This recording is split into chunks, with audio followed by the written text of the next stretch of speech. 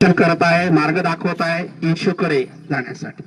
या दिवसांमध्ये तुमच्या जीवनात असा एक मार्गदर्शक आहे काय की जो तुम्हाला येशूकडे घेऊन जात आहे, देवाकडे घेऊन जात आहे? हे फार महत्वाचं आहे.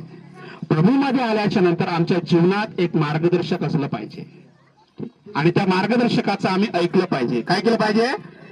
नाही तर बरेचदा काय होतं माहित आहे का, आम्हाला प्रभूमध्ये 10-15 वर्ष झाले ना, आपण जो मार्गदर्शक करतो त्यालाच सांगतो तू माझं आहे. काय करतो? तू माझं आहे, तुझ्यापेक्षा मला जास्त माहित आहे.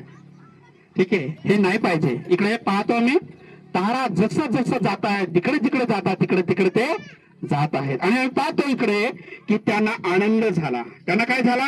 आनंद झाला. 10 वचनामध्ये वाचा, 10 वचन. हा, तो तारा पाहून अतिशय आनंद झाला. त्यांना खूप मोठा आनंद झाला, अतिशय त्यांना आनंद झाला. कारण आता कितीतरी दिवसापासून ते पाठलाग करत होते मार्ग दाखवणारा ताराकडे, कुठे जायचंय कुठे जायचंय, खूप दिवसापासून. आणि मग पुढे जी हा घरात गेले, घरात गेले, घरात गेले. हा, त्याच्याजवळ त्यांनी पाहिला, नमन केले.